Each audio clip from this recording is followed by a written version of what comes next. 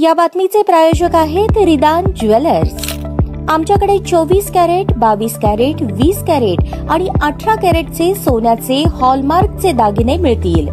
HUID number प्रमाणित दागिन्यांसाठी GST bill घेणे अनिवार्य। 100% रिसेल गॅरंटी। इतकेच नव्हे तर प्रत्येक 10 ग्रॅम सोने खरेदीवर 10 ग्रॅम चांदीचे नाणे 20 जुलै 2024 पर्यंत अगदी मोफत। ग्राहकांसाठी विशेष रिदान गोल्ड योजना।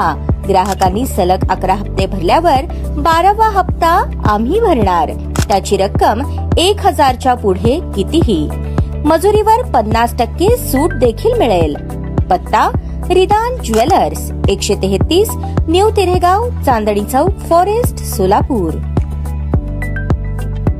लोकसभा निवडणुकीत सोलापुरात काँग्रेस पक्षाला चांगले यश मिळाल्यानंतर विशेष करून दक्षिण सोलापूर तालुक्यात पुन्हा काँग्रेस पक्षाच्या आशा पल्लवित झाल्या आहेत। खासदार प्रणिती शिंदे यांच्या विजयात महत्त्वपूर्ण भूमिका बजावलेल्या दक्षिणचे नेते सुरेश हसापुरे हे आता दावेदार मानले जात आहेत। 2019ची विधानसभा मध्यमधून लढवल्यानंतर 2024च्या विधानसभेसाठी माजी आमदार दिलीप माने हे सुद्धा दक्षिणसाठी इच्छुक आहेत, तशी त्यांनी मोर्चे बांधणीही सुरू केली आहे। लिंगायत समाजातील नुकतेच काँग्रेसमध्ये आलेले महादेव कोगनुरे यांनी सुद्धा आपली फिल्डिंग लावली आहे। दिलीप माने आणि सुरेश हसापुरे यांच्या विरोधात दक्षिण सोलापूर तालुक्यातील काँग्रेस पक्षातीलच एक गट आता सक्रिय झाला आहे। काही कार्यक्रमांमध्ये जाणीवपूर्वक दिलीप माने आणि सुरेश हसापुरे यांना बोलवण्यात आले नव्हते। त्या कार्यक्रमात माने हसापुरे नको म्हणून सिद्धेश्वर कारखान्याचे मार्गदर्शक धर्मराज काडादी यांना बळजबरीने उमेदवारी घेण्याचा आग्रह धरण्यात आल्याचे पाहावयास मिळाले। दक्षिण सोलापूर तालुक्यात दिलीप माने आणि सुरेश हसापुरे एकत्र आले तर काहीही होऊ शकते। या दोन्ही नेत्यांनी एकत्रित येऊन जी निवडणूक लढवली जाईल त्यामध्ये निश्चितच यश मिळेल अशी चर्चा आहे। नुकतेच प्रणिती शिंदे यांनी दक्षिण सोलापूर तालुक्याचे दौरे केले। या दौऱ्यांमध्ये प्रत्येक गावात सुरेश हसापुरे हा एकमेव नेता पाहायला मिळाला। स्वतःला तालुक्याचे नेते म्हणवणारे नेते कुठेही दिसले नाहीत। उमेदवार निवडताना निश्चितच काँग्रेसची डोकेदुखी होणार आहे, परंतु लोकसभा निवडणुकीचे मैदान तयार करण्यात सिंहाचा वाटा असलेले सुरेश हसापुरे